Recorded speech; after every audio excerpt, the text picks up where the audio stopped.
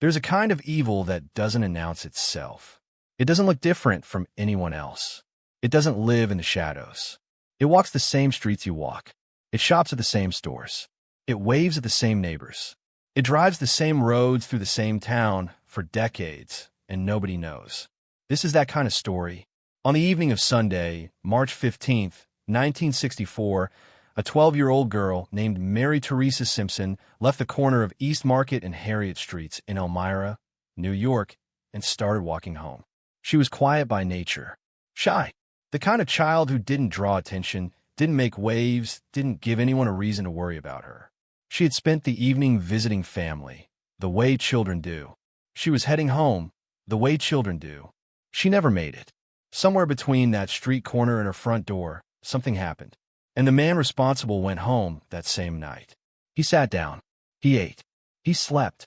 He woke up the next morning. He went about his life. He watched Elmira move on around him. He watched police question hundreds of people, and he was not one of them.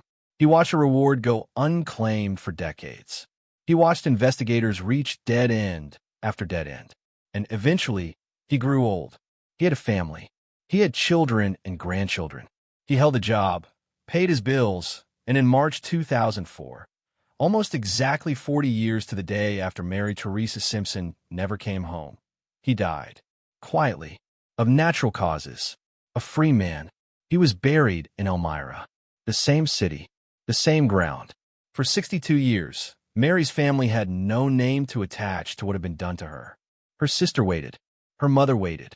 The detectives who worked the case waited. Generations of Elmira police officers inherited the file and waited. 300 suspects were questioned. Rewards went uncollected. DNA was tested twice across 2 separate decades and came back empty both times. The case file grew thicker. The years grew longer. And the answer stayed buried until November 5th, 2025, when investigators picked up a shovel. What they pulled from the ground that day, the DNA extracted from the remains of a man already more than 2 decades dead, would produce a result so statistically definitive that the odds of it belonging to anyone else were less than 1 in 320 billion. This is not a number that leaves room for doubt. This is a number that ends arguments. On February 10th, 2026, the Elmira Police Department stood in front of cameras at the Chemung County District Attorney's office and did something they had never been able to do in 62 years. They said a name. This case, Mary Teresa Simpson's case, has been classified as the oldest cold case in American history ever solved using forensic DNA evidence. Not just in New York, not just in the Northeast, in the entire country. 62 years of silence, broken by a speck of biological material invisible to the naked eye, recovered from a piece of clothing that sat in a police department freezer for over 6 decades. Before we go any further, I need to say something directly to you. If you're watching this and you're not subscribed to XTC Uncovered, I want you to think about something real. Mary Teresa Simpson's family waited 62 years for someone to say her name loud enough for the world to hear. That is 62 years of Sunday evenings passing without answers. 62 years of birthdays and holidays and quiet moments where that question never left the room. The least, and I mean the absolute least, that any of us can do right now is make sure her story reaches one more person, one more set of eyes, one more human being who will carry her name forward. That is all a subscribe costs you. One click. That is what justice looks like from where you are sitting right now. And if something is genuinely stopping you, if you have a reason you are holding on to, drop in the comments when this is over. I will read it, because that conversation matters too.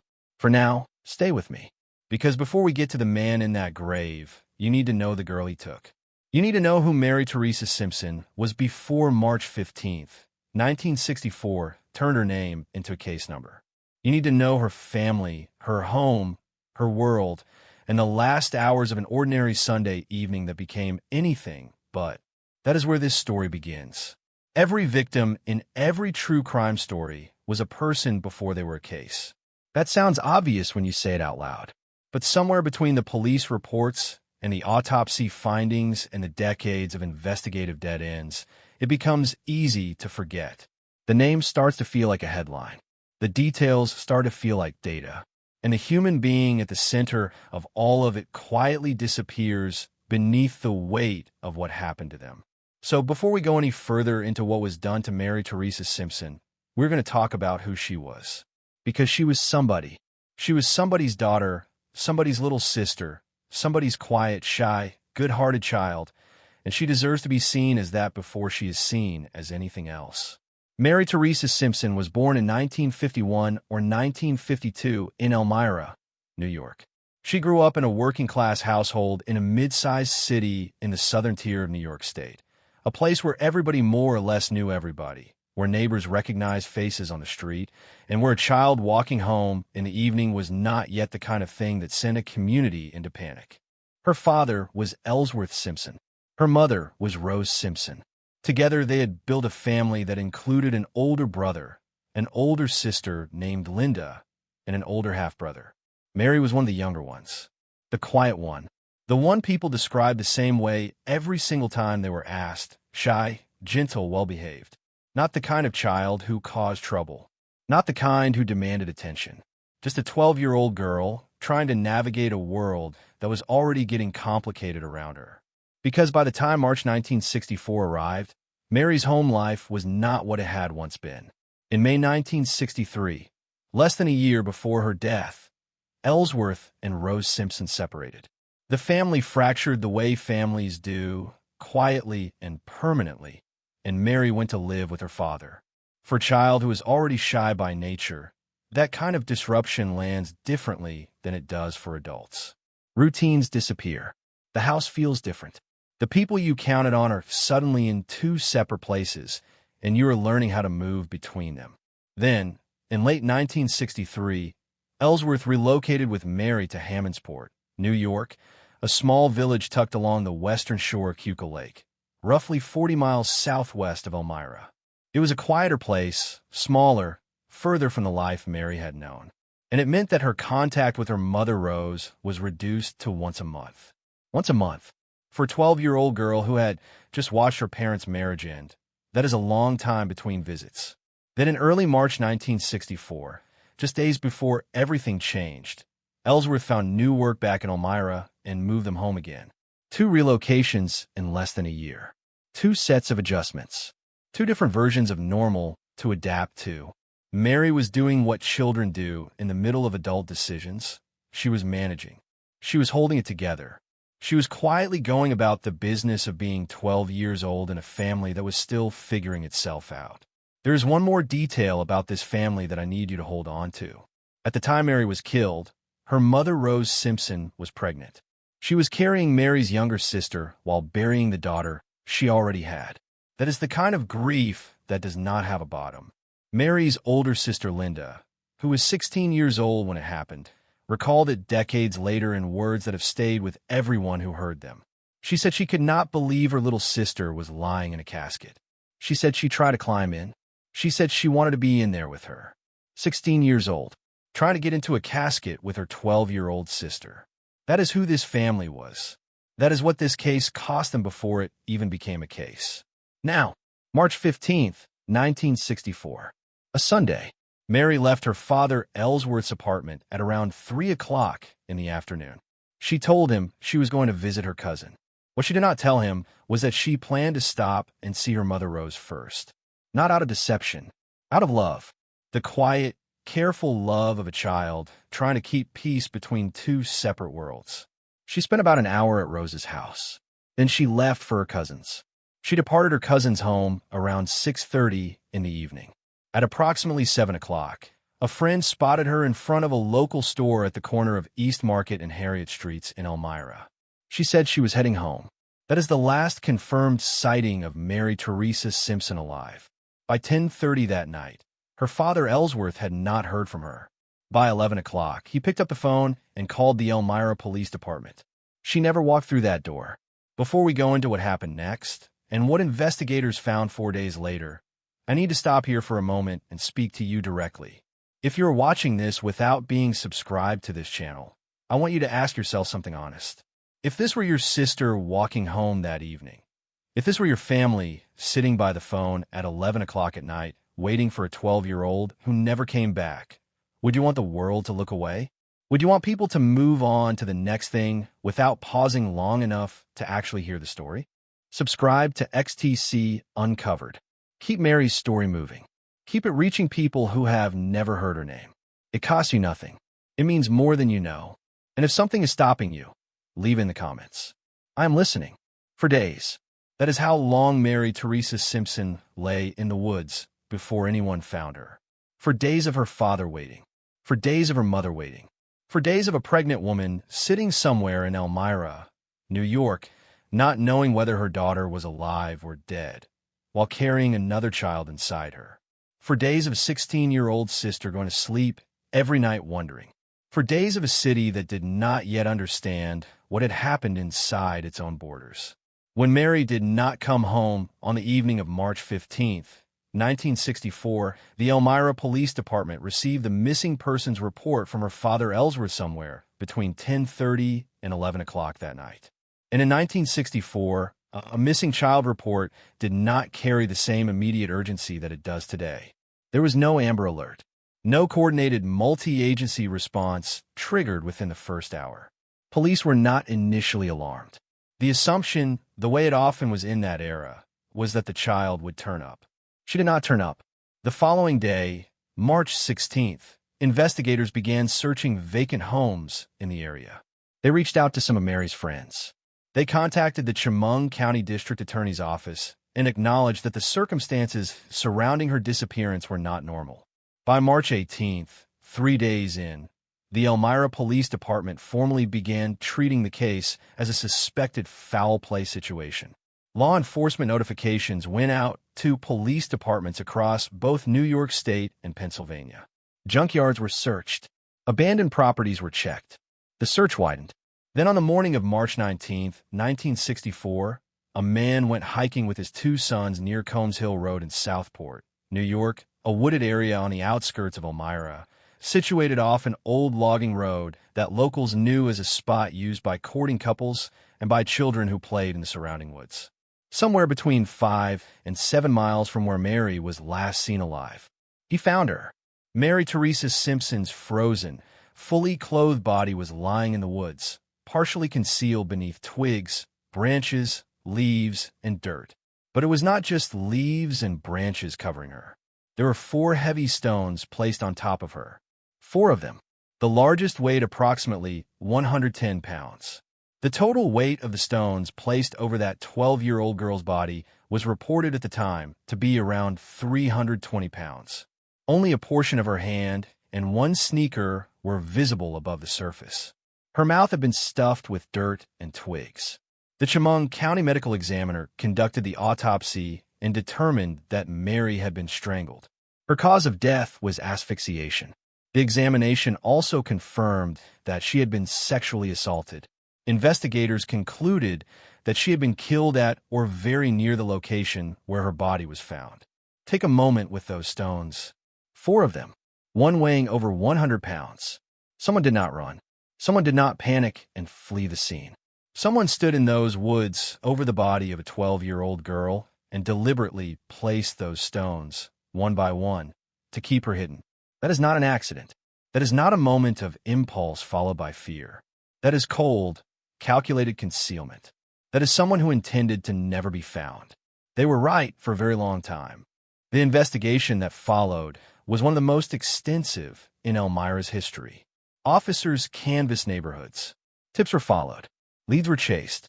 By October 1964, 7 months after Mary's body was found, the Elmira Police Department had formally questioned 300 people.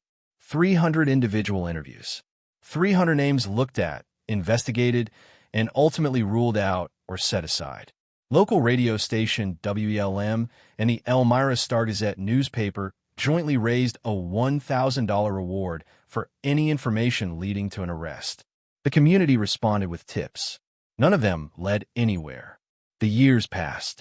By 1972, 8 years after the murder, the Star-Gazette raised the reward to $5,000. It remained unclaimed. Detectives who had worked the case from the beginning were aging out of the department, passing the file to younger officers who had not yet been born when Mary disappeared. The case became institutional. It became something the department carried with it the way a scar is carried. Always there, never fully gone, occasionally re-examined when new technology or new information offered a fresh angle.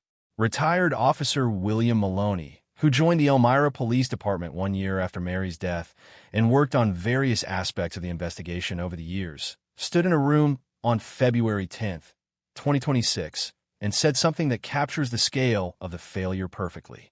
He said he walked a beat in those days and met 1 million people.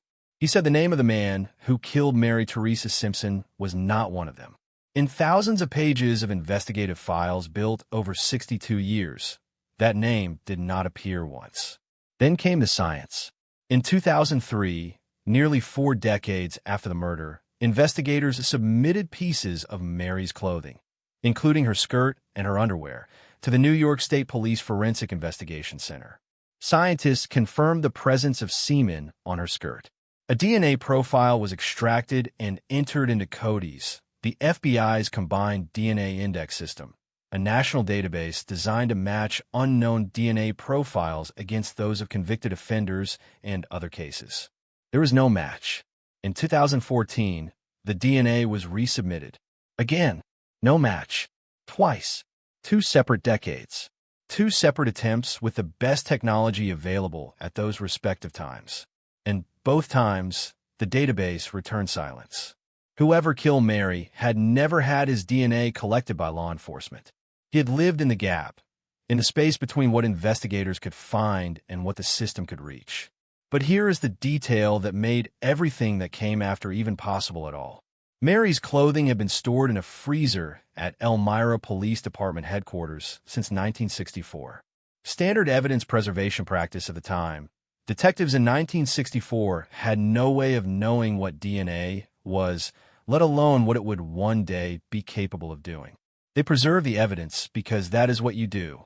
And that instinct, that simple procedural habit from 6 decades ago, is the only reason this story has the ending it does. In 2022, Elmira Police Sergeant William Goodwin secured a grant through the nonprofit organization Season of Justice for advanced forensic DNA testing. The FBI was brought in as a formal partner on the case. What they were working with was described publicly by Sergeant Goodwin in terms that make the stakes almost unbearable: 0.4 nanograms of DNA, a quantity invisible to the naked eye. And as Goodwin explained at the press conference, when DNA testing is performed, the DNA itself is consumed in the process. There are no second chances. If a usable profile could not be developed from that 0.4 nanograms, the last remaining biological evidence in a 62-year-old child murder case will be gone permanently. FBI Special Agent Kenneth Jensen packaged the sample in dry ice and shipped it to Othram Incorporated, a forensic DNA laboratory in the Woodlands, Texas, specializing in recovering usable genetic profiles from damaged, degraded, or microscopic samples. Then the shipment stopped moving. An ice storm had shut down the FedEx hub in Memphis, Tennessee, the largest FedEx distribution hub in the world. The package sat stranded. Jensen later recalled that they could not reach anyone at FedEx during the storm. If the dry ice gave out, the sample would be compromised. Decades of waiting, 2 failed database submissions, 1 grant, 1 last shot. All of it sitting in a frozen package in a grounded facility in Memphis, while a clock nobody could see ticked quietly toward 0. The package survived. The dry ice held. The sample arrived intact. In 2023, the Elmira Police Department partnered with the Russell Sage College Criminal Investigation Resource Center, directed by Christina Lane, an associate professor of criminal justice and criminologist. Students at the center organized and digitized thousands of pages of case files, conducted site surveys, and performed detailed reviews of suspect leads and forensic evidence, giving investigators a cleaner, more organized foundation to work from as the DNA process moved forward. The profile was completed. The search began. And this is where I need to stop and speak to you directly again. A package containing the last piece of evidence that could identify the killer of a 12-year-old girl sat in the middle of an ice storm, 1 temperature change away from being lost forever. If that dry ice had failed, you would not be watching this video right now. There would be no ending to give. Mary's family would have received nothing. The kind of near miss is exactly why this channel exists. Because these stories are fragile. Because the people inside them are real. And because someone has to keep showing up to tell them. If you're not subscribed to XTC Uncovered, do it now. Not later. Right now. If something is genuinely stopping you, I want to hear it. Drop it in the comments at the end of this video. Othram Incorporated received the sample. The scientists got to work. Using a process called forensic genetic genealogy, the laboratory built a comprehensive DNA profile from that 0.4 nanogram sample. A quantity so small, it had no visible physical presence whatsoever. That completed profile was then uploaded into 2 public genealogy databases, the kind that ordinary people use every day to trace their ancestry, find distant relatives, and build family trees going back generations. And somewhere in those databases, a thread appeared. The FBI's forensic genetic genealogy team pulled on that thread. They began constructing family trees from the data, cross-referencing ancestry records, public documents, and genealogical connections, working backward and forward through generations of families with DNA profiles that shared markers with the unknown suspect. It is painstaking work. It is the kind of investigative process that moves in weeks and months rather than hours and days. But it moves, and eventually it arrived somewhere. A familial match surfaced. The DNA profile shared a genetic connection with a living individual, a man who was identified as the son of the suspect. Investigators approached that son. He agreed to submit a DNA sample. When that sample came back, it confirmed the familial link. The family tree that the FBI had been building quietly pointed in one direction. The name at the end of that direction was Alfred Raymond Murray, Jr. Born in 1931 in Elmira, New York. Raised in the same city as Mary Teresa Simpson, a United States Army veteran who served from 1951 to 1959 during the Korean War era. After his military service, he returned to civilian life in Elmira and worked as a truck driver for Mayflower Van Lines. He was married. He had 3 children and 2 grandchildren. To anyone who encountered him across the decades of his life, he was a working man, a family man, a veteran from a small city in upstate New York who had served his country and come home to build a life. He was 32 years old on March 15, 1964. Elmira Police Sergeant William Goodwin addressed his background at the February 10, 2026 press conference with careful, deliberate language. He told reporters that Murray's record showed repeated criminal involvement over decades, involving offenses involving children. He was precise about that.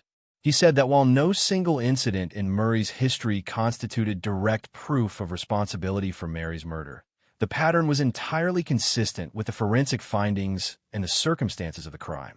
And the pattern extended back further than Alfred himself. His father, Raymond Murray Sr., had been arrested as a teenager for molesting 2 7-year-old sisters. This was not a family untouched by this particular darkness. This was a pattern across generations, lived out quietly in the same small city where a 12-year-old girl was walking home one Sunday evening in 1964. Alfred Raymond Murray Jr.'s name did not appear once in the thousands of pages of investigative files compiled over 62 years. He was never questioned, never flagged, never brought in for an interview. The Elmira Police Department confirmed at the press conference that he had not been on their radar at any point during the original investigation or any of the subsequent reviews. 300 people were looked at. He was not one of them. Investigators believe the killing was a crime of opportunity. Murray did not know Mary Teresa Simpson. There was no prior relationship, no established connection between them, no evidence that he had targeted her specifically in advance. He saw her on a Sunday evening on a street corner in Elmira, and he chose her. Then he went home. By the time Alfred Raymond Murray Jr. emerged as the prime suspect from the genealogical investigation, he had already been dead for over 2 decades. He died on March 16, 2004, almost exactly 40 years to the day after Mary Simpson was reported missing by her father. He was between 72 and 73 years old at the time of his death, depending on whether his birthday had passed. He died of natural causes. He was buried in Elmira, New York, the same city, the same ground he had walked freely for 4 decades after taking a child's life. At this point in the investigation, FBI Special Agent Kenneth Jensen had retired from the Bureau and transitioned into a new role as a forensic case manager at the National Center for Missing and Exploited Children, based in Washington, D.C. When Sergeant Goodwin reached a wall, when the genealogical evidence pointed clearly at a dead man, but direct DNA confirmation required more than a familial match from a living son, Jensen told Goodwin something that changed everything. He said he believed the National Center for Missing and Exploited Children could help. The organization provided the necessary funding and brought in the expertise of a forensic anthropologist to carry out what came next. On November 5, 2025, Alfred Raymond Murray Jr. was exhumed from his grave in Elmira, New York. Dozens of Elmira police officers were present that day. Many of them were retired.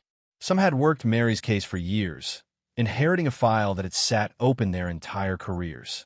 They stood at that graveside in November 2025 and watched investigators recover the remains of the man the science was pointing to. The moment was described as deeply emotional by those who were there. These were people who had spent years, in some cases decades, looking for an answer that kept refusing to come. And now they were standing over it. Murray's remains were subjected to direct DNA comparison against the biological evidence recovered from Mary's clothing in 1964. The result was unambiguous. The probability of the DNA belonging to any person other than Alfred Raymond Murray Jr. was less than 1 in 320 billion. That is not a close call. That is a certainty expressed in scientific language. On February 10, 2026, Elmira Police Chief Kristen Thorne, Chemung County District Attorney Whedon Wetmore, Sergeant William Goodwin, and representatives from the FBI gathered at the Chemung County District Attorney's office in Elmira, New York. The room was full. Current officers stood alongside retired detectives. Journalists were present, and so was Mary's family. Chief Thorne opened the press conference with words that the Elmira Police Department had waited 62 years to say. She called it a historic day. She said it was justice after almost 62 years. She then stated directly and without qualification that if Alfred Raymond Murray Jr. were still alive, the Chemung County District Attorney's Office would seek criminal charges against him for murder. District Attorney Whedon Wetmore declined to elaborate on the specific nature of Murray's prior offenses against children, citing legal protections. The full scope of what Alfred Murray did during his lifetime, beyond what forensic evidence confirmed about Mary's case, may never be made entirely public. Sergeant Goodwin officially named Alfred Raymond Murray Jr. as the sole suspect, confirming that this resolution made Mary's case the 18th cold case in the state of New York solved by Othram Incorporated. The Elmira Police Department also confirmed that this had been their only active cold case. It is now closed. In that room, in the front, was Linda Galpin, Mary's older sister, 78 years old. She had been 16 the last time she saw her little sister. She had spent 62 years without a name to put to what had been done to her family. She stood up and addressed the room. She said she was very happy it was finally ended. She said she wished her mother could have been there to hear it. She thanked everyone involved, and then she said she was glad it was all finally settled after almost 62 years. Their mother, Rose Simpson, who had been pregnant when Mary was murdered, never learned his name. She died without it. Mary's uncle Dwayne Bowman and her cousin Ronnie Bowman were also present in that room. The family that had carried this for 6 decades sat together and finally heard the answer they had been owed since 1964. But I need to leave you with one more thing. One detail that has largely gone unnoticed in the coverage of this case. The FBI's official Violent Criminal Apprehension Program database, VICAP, currently carries an active listing for Alfred Raymond Murray Jr., designated as a deceased homicide offender. At the bottom of that listing, the Elmira City Police Department is explicitly requesting that anyone with information regarding Murray and his criminal behavior come forward and contact them. That language matters. The Elmira PD's cold case file is closed, but the FBI's call regarding the broader scope of Murray's criminal behavior remains open. Murray had documented involvement with offenses against children spanning multiple decades. He was never questioned about Mary's murder, which means the question that should sit with every person watching this is a simple and deeply uncomfortable one. Was Mary Teresa Simpson his only victim? Now I need to speak to you one final time before this chapter closes. If you watch this entire story, all 4 chapters from Mary leaving that street corner in 1964 to a grave being opened in 2025, and you are still not subscribed to XTC Uncovered, I want you to sit with something real for a moment. Mary's family had no voice for 62 years. No platform, no audience, no one keeping the pressure alive or making sure her name kept moving through the world. This channel exists, so that does not happen anymore. Not to Mary, not to the next victim, not to the family sitting somewhere right now with a file that has been cold for decades and a question that has never been answered. Subscribe so this work continues. One click, that is the entire cost. And if something is genuinely stopping you from doing that, do not just close the video. Come to the comments. Tell me exactly what it is. Because if you made it through all 4 chapters of Mary Teresa Simpson's story and you still have a reason not to stay, I want to understand it. Her name was Mary Teresa Simpson. She was 12 years old. She was quiet and shy, and she was somebody's whole world. Say her name. Tennessee, Elk Valley, April the 3rd, 1985. A man is walking. It's quiet out here, the kind of quiet that only exists in the hills of Campbell County, where the trees grow close together and the roads run thin and cracked between them. He isn't looking for anything in particular, just walking. And then he stops. There, half covered by leaves and thyme, are bones. Small ones. A child's. Nobody knows her name yet. Nobody knows where she came from, how long she's been here, or what happened to her before she ended up in this ravine, forgotten by everyone except whoever left her here. Investigators will spend the next several decades calling her only one thing. Baby girl. There is one clue resting near her remains. A small necklace, strung together with plastic buttons. It's the kind of thing a teenager might make, or wear, or treasure. It will sit in an evidence file for years, waiting for someone to ask the right question. But to understand who she is, and how she ended up in these hills, we have to go back further. 7 years further. To a mall, 3 states away, on an ordinary summer night that no one thought would be the last normal night of her life. Lafayette, Indiana. The last week of July, 1978. Her name is Tracy Sue Walker. She's 15 years old, a freshman at Jefferson High School. She's a cheerleader. She's shy, but thoughtful, the kind of girl who notices things about people. She loves doing hair, and she's already dreaming about a future in the beauty industry, the kind of small, specific dream that 15-year-olds hold on to because it feels like proof that their life is going somewhere. That evening starts like any other. She's dropped off with a friend at a McDonald's. From there, the two of them walk over to the Tippecanoe Mall, the kind of place where teenagers went in 1978 to kill a summer evening. Nothing about the night suggests danger. Nothing suggests this is the beginning of anything at all. But somewhere between the mall and home, something changes. Tracy is last seen outside a JCPenney store. She's getting into a car. There are several men inside, older than her, and investigators would later come to believe they were temporary workers, passing through the area for a job, gone again before anyone thought to ask their names. Whether they were part of something larger, something organized, is a question that still doesn't have a clean answer. What we do know is that after that car pulls away from the JCPenney parking lot, Tracy Sue Walker is never seen alive again. Her family reports her missing. Tracy got into that car because the men inside gave her no reason to think twice. That's not naivety. That's exactly how selection works. Predators don't choose their targets randomly. They choose them based on signals most people broadcast without ever realizing it. If you've ever wondered what those signals actually are and how to stop giving them off without living in fear, that's exactly what Invisible Until It Is Not breaks down. Real documented cases, real patterns, written for people who'd rather see it coming than wonder afterward. Link is in the description. The silence begins. The kind of silence that swallows a family whole. No leads. No car. No names. Just a 15-year-old girl who vanished from a mall parking lot on a summer night, and a group of men who seemed to disappear as completely as she did. For her parents, there will be no answers in their lifetime. They will die not knowing where their daughter is, or what happened to her, or whether she suffered. They will die still hoping, in whatever way a person can keep hoping after so many years of nothing. And in Tennessee, a set of remains sits unidentified, unclaimed, and unexplained, in a case file under a name that isn't really a name at all. 2 threads. 1 girl. And for nearly 4 decades, no one would think to connect them. Somewhere out there, someone knows what happened between that mall parking lot in Lafayette and that ravine in Elk Valley. Someone was in that car. Someone knows exactly how those 7 years, and those 2 places, and this one girl's life, all come together. We're going to find out how investigators finally connected baby girl to the missing girl from Indiana, and just how long it actually took to give her back her name. Because the identification is only half of this story. The other half, the question of who did this to her, is a thread this case still hasn't managed to close. A small sample of bone leaves Campbell County, Tennessee, and travels to a laboratory in Texas. Nobody knows it yet, but this is the moment 37 years of silence finally starts to break. The lab is called Othram, and unlike the investigators who worked this case in 1985, they don't need a missing persons file sitting on the right desk. They don't need a fingerprint match or a dental record.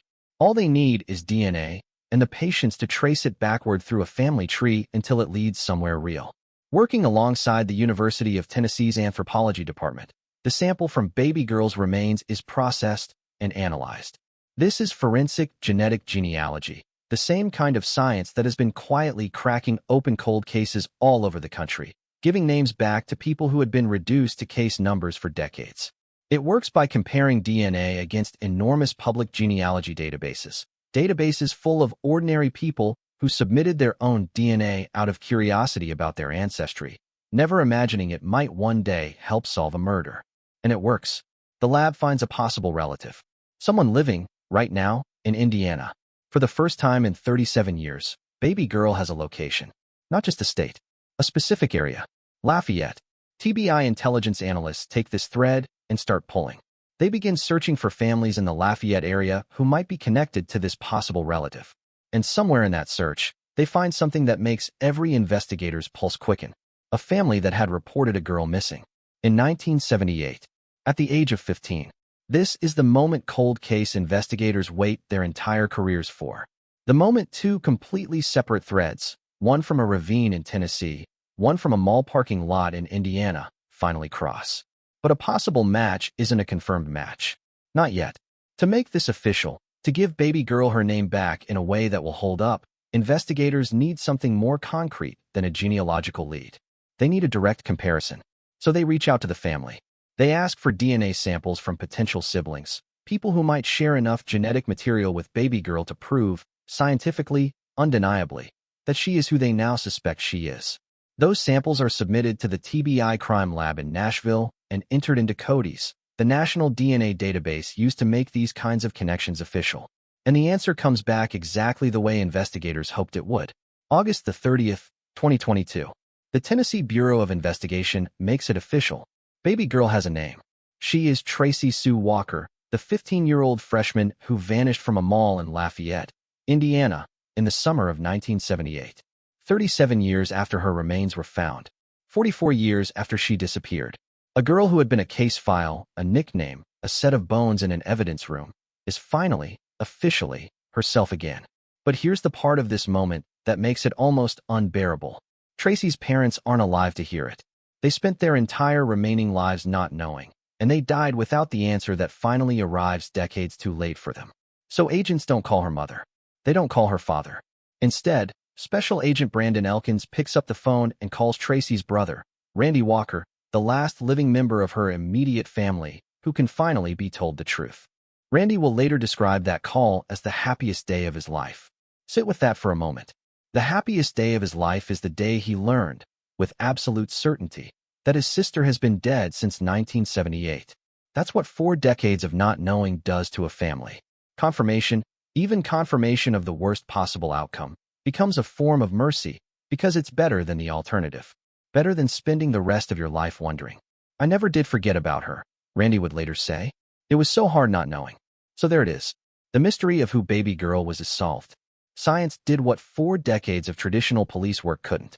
A name was given back to a girl who had been nameless for longer than most people's entire adult lives. But identifying a victim and solving her murder are 2 completely different things. Tracy Sue Walker finally has her name back. What she doesn't have, what her brother doesn't have, what nobody investigating this case has, is the name of the person, or people, who put her in that ravine in the first place. That part of this story isn't solved. Not even close. And what investigators uncover next pulls this case into something far bigger than one girl, one family, or one summer night in 1978. A classroom. Elizabethton, Tennessee. A sociology teacher stands in front of 20 students, and instead of handing them a textbook, he hands them a case file. 6 murders. 1 attempted murder. All unsolved for decades. He has no idea that what happens in this classroom over the next several years will end up connecting directly to the girl found in a ravine outside Campbell County. That teacher is Alex Campbell. The year is 2018. And the case he's about to hand his students has a name. Investigators gave it back in the 1980s, when women with red or reddish hair started turning up along highways across Tennessee, Kentucky, and neighboring states. Up to 14 of them, found between 1983 and 1985. Investigators call it the Redhead Murders. A multi-state task force forms that same year, 1985, the exact year Tracy's remains are discovered in Elk Valley. And then, like so many other things in this story, the investigation stalls. Alex Campbell had lived in this area his entire life. He'd never even heard of these murders. Nobody had reached a consensus on whether one person was responsible, whether a serial killer had been operating undetected through these hills for years. So he gives the case to his students, not expecting a class project to succeed where law enforcement had failed for over 3 decades. But it does. The students dig through case files, cross-reference victims, and start noticing patterns law enforcement hadn't connected. They give their suspect a name, the Bible Belt Strangler. And through their research, combined with new forensic work, investigators eventually connect the pattern to a real person. Jerry Leon Johns, a convicted felon, previously sentenced for strangling a woman and leaving her along Interstate 40. Johns died in 2015 in a Kentucky prison, years before any of this would be pieced together. For a moment, it looks like the case might close. 5 of the Redhead murder victims have now been identified. Lisa Nichols, Michelle Inman, Tina McKinney Farmer, Elizabeth Lamott, and Tracy Sue Walker.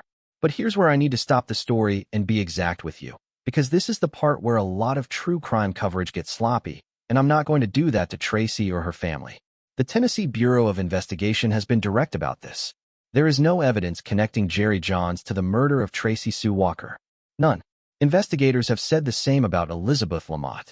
Johns may be responsible for other deaths in this pattern, but as of right now, the person who killed Tracy remains completely unidentified. Her case, along with Lamott's and Inman's, is still described by investigators as active and ongoing. So despite everything, despite the DNA, despite the science, despite 37 years of searching for a name, the central question of this entire story is still sitting wide open. Who was in that car outside the JCPenney in 1978? Who drove her from Lafayette, Indiana into the hills of Tennessee? Who left her in that ravine? There's a reward now. Here's something that should unsettle you. If this happened today instead of 1978, a predator wouldn't even need a mall parking lot. Your location, your routine, your relationships, most of it is already sitting online for anyone patient enough to look. Invisible until it is not, walks you through exactly what your digital presence reveals without your knowledge, and the specific changes you can make in under 30 minutes to close that door. It's linked below if you want to actually do something with the discomfort this case just gave you. $10,000, authorized by Governor Bill Lee at the request of District Attorney Jared Effler, for information leading to an arrest and conviction. And there are still people actively working this case who refuse to let it fade. One of Alex Campbell's students, Hannah Metcalf, keeps a photograph of Tracy on her desk. She said that every time she looks at it, she's reminded she still has more work to do. Their research became a podcast called Murder 101, and later, a documentary series. But a podcast doesn't solve a murder. People do. Somebody, somewhere, knows something about that car, those men, or that summer night in 1978, and has simply never said it out loud. If this is the first video of mine you've watched, and you're not subscribed by the end of it, I'm genuinely curious what it would take. Tell me in the comments. And if you know anyone from Lafayette, Indiana, or anyone who's lived in East Tennessee long enough to remember 1978, send them this video. That's how cases like this actually move forward, not through police departments alone, but through ordinary people finally connecting a piece they didn't know mattered. Because somewhere out there, someone still knows exactly what happened to Tracy Sue Walker. And it isn't too late to say her name and finally tell the truth. The wind moves through the pines the way it always does at 9,000 feet, thin, sharp, indifferent. Tony Henthorne steps carefully over loose rock, camera in hand, looking for the shot.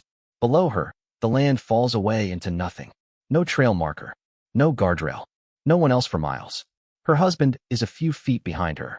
He's the one who brought her here off the marked path, deeper into the backcountry than she's ever gone with him. It's their anniversary, 12 years married, and he told her this spot would be worth it. The view, he said. Wait until you see the view. She lifts the camera. He watches her. And then there is only the sound of the wind. Minutes later, a 911 call goes out from a cell phone with barely enough signal to connect. A man's voice, breathless, describing a fall. His wife, she slipped, he says. She was taking a photo, and she went over. Rescue teams will spend hours reaching the site. When they do, they'll find a woman who fell more than 100 feet down an unmarked cliff face in one of the most remote corners of Rocky Mountain National Park. And they'll find a husband who says he watched it happen and couldn't do a single thing to stop it. That's the story he tells. It is not the story investigators end up believing. Welcome to XTC Uncovered. In today's case, we're covering the death of Dr. Tony Henthorne, a story that took federal investigators over 2 years to unravel, and that would eventually connect to a second death 17 years earlier that everyone had already agreed was just a tragic accident. Before we go further, make sure you're subscribed so you don't miss where this one goes, and drop a comment letting us know where in the world you're watching from tonight. Toni Bertollet Henthorne was 50 years old. She was a respected ophthalmologist, originally from Mississippi, known by colleagues and patients as sharp, warm, and meticulous. She wasn't an experienced hiker. Backcountry trekking wasn't really her thing. But it was September 29th, 2012, her wedding anniversary, and her husband, Harold Henthorne, had planned a hike through Rocky Mountain National Park to celebrate. To everyone who knew them, Harold was a devoted husband. 58 years old, living in Highlands Ranch, Colorado, he described himself as a successful businessman, the kind of person who could afford long vacations, private outings, thoughtful anniversary trips. People believed him. For 20 years, people believed him. The trail Harold chose that day wasn't really a trail at all. It ran along Deer Mountain, in a section of the park with no marked path, poor cell reception, and no nearby ranger station. It was the kind of place you'd only find if you already knew exactly where you were going. And evidence would later show that Harold did know exactly where he was going. Investigators would find that he had been to this specific, obscure location before, more than once. Photographs recovered from the hike itself show the two of them earlier that day. Harold balanced on the rocks near the edge, smiling back at Toni as she took his photo. Another shows the two of them having lunch on the same outcropping, hours before her death. In the investigators' own case file, this spot would later be given a name. They called it the Fall Spot. Why had Harold been there before? What was he doing at an unmarked, hard-to-reach ledge on a mountain his wife had never visited? That question would take federal investigators, National Park Service rangers, and the FBI more than 2 years to answer. And when they finally did, it wouldn't just change how people understood Tony's death. It would reopen a case everyone thought was already closed: the death of another woman, 17 years before, under circumstances that suddenly looked disturbingly familiar. That's next. May of 1995. A stretch of Highway 67, about 10 miles west of a small town called Sedalia, Colorado. A car sits pulled off to the shoulder, and underneath it, working on a flat tire, is a woman named Sandra Lynn Henthorne. Her husband is nearby. There's no one else around for miles. No other cars. No witnesses. Just the two of them, on a quiet stretch of road, doing something as mundane as changing a tire. Something goes wrong. The car comes off the jack, and Lynn Henthorne is crushed beneath it. When authorities investigate, the story they're told is simple and, on its surface, entirely plausible. A jack failure.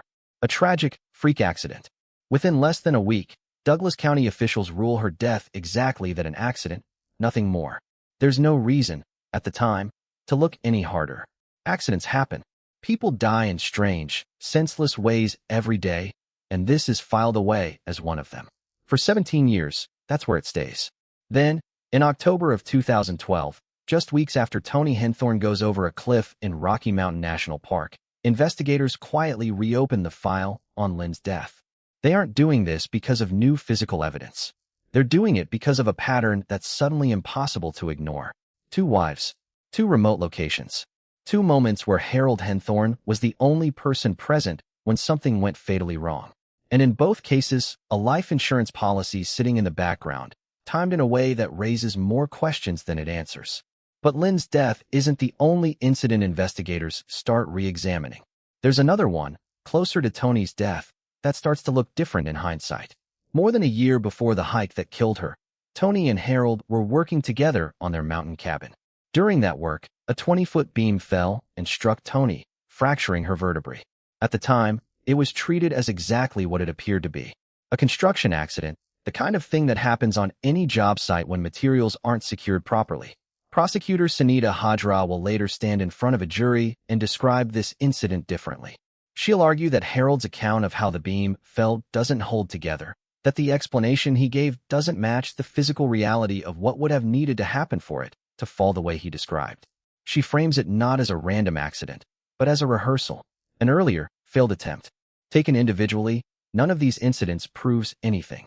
A tire change gone wrong, a beam that fell during cabin repairs, a hiking trip that ended in tragedy. Each one, on its own, could be exactly what it was called at the time it happened. But prosecutors don't want to present them individually. They want a jury to see all three side by side, and they have to convince a judge to let that happen. What follows is a 2-day hearing, one built entirely around a single question. Can evidence of 2 prior incidents be shown to a jury deciding whether Harold Henthorne murdered his second wife? 10 witnesses take the stand. Attorneys enter more than 30 exhibits into the record. Both sides argue their case for hours.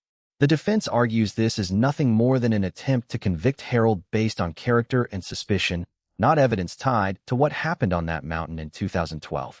Painting him as the kind of man capable of this, they argue, isn't the same as proving he did it. Somewhere in Douglas County, a man named Rishel is watching all of this unfold. He's Lynn's brother. For 17 years, he believed his sister's death was exactly what everyone told him it was. An accident. Nothing more. Now, watching investigators lay out a case that connects her death to another woman's murder, he has to sit with the possibility that the answer had been sitting right in front of his family the entire time, and nobody had thought to ask the question. That's the part of this case that should stay with you. Not the courtroom drama, not the forensic details. It's the 17 years. 17 years where a pattern existed and nobody was looking for it, because nobody had any reason to believe there was a pattern at all. That's not a flaw in one investigation. That's how most of these cases stay buried. If something about how long warning signs can sit unnoticed unsettles you, that's worth sitting with for a second, because it's the exact gap our safety guide, invisible until it is not, was built to close. If you've ever wondered how someone gets chosen as a target, this case is a perfect example, and I go even deeper into it in my guide, linked below, or my description. Drop in the comments whether you think you'd have caught it. Would you have noticed the pattern? Or is this only obvious now, looking backward with all the pieces already on the table? The judge has heard both sides. Now there's only one question left. Will the jury ever hear about Lynn Henthorne at all? Early September 2015.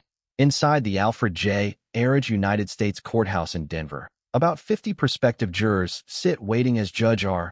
Brooke Jackson looks out at them and tells them plainly that the case they're about to hear will be, in his words, a doozy.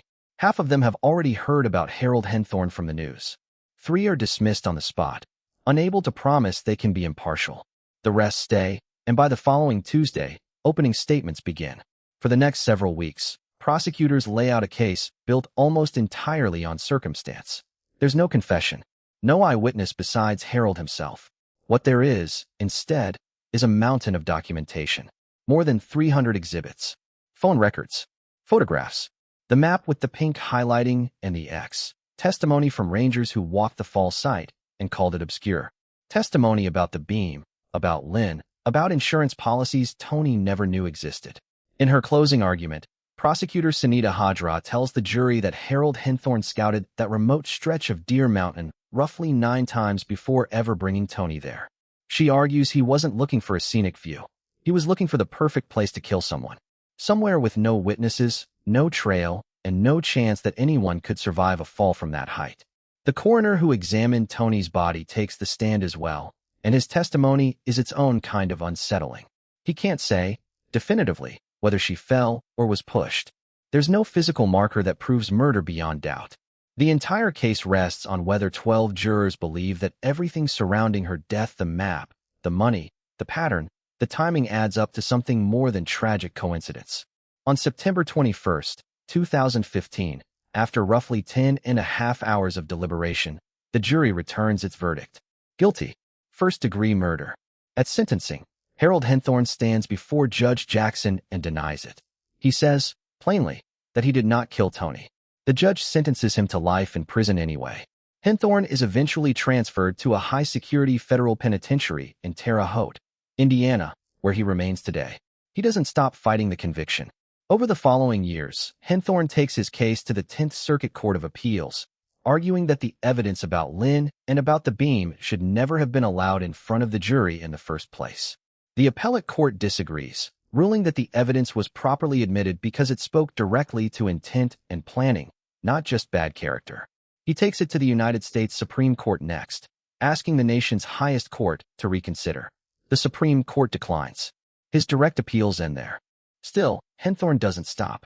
He later argues, in a separate motion, that his own trial attorney failed him, that the man he paid more than $1 million to defend him was dishonest, and put his own financial interests above Henthorne's defense. A federal judge hears the claim and rejects it, finding that his representation at trial was constitutionally sound. Every avenue, at every level, has now been closed. Tony's brother, Todd Bertolet, says it plainly to reporters. The appeals on the merits have been made, and they've been denied and exhausted. What comes out over the course of this case is the picture of a man who spent 2 decades performing a version of himself that didn't exist. Henthorne told people he was a successful businessman, an entrepreneur, someone whose time was valuable and whose finances were solid. In reality, he hadn't held steady work since 1992. He lived, for years, off the insurance proceeds from Lynn's death, all while presenting an image to family, friends, and 2 wives that had almost nothing to do with the truth underneath it. And Lynn Henthorne's case remains open in the sense that matters most. No charges have ever been filed in her death. The man investigators believe killed her has spent the years since Tony's trial behind bars for 1 murder, while the first one sits unresolved, a case with no formal ending at all. That's the part of this story that should stay uncomfortable. Not the verdict, not the sentencing. The fact that one death got justice because investigators eventually connected it to a pattern, and the other is still waiting, 17 years later, for anyone to build a case at all. That gap between suspicion and proof is exactly where people get hurt the longest, and it's exactly why recognizing danger early, before there's a pattern to look back on, matters as much as it does. If that unresolved feeling sits with you, that's what Invisible Until It Is Not was built to help close. If you want the full breakdown, how targets are chosen, what your digital life reveals without you knowing, the script manipulators follow, and what to do in the first 60 minutes if something goes wrong, it's all in my guide. Links in the description and pinned comment. Tell us in the comments if you think Lynn's case should be formally reopened for charges after all this time, and let us know where you're watching from tonight. If you want to keep following cases like this one, where the truth took years to catch up to what happened, subscribe so you don't miss the next one.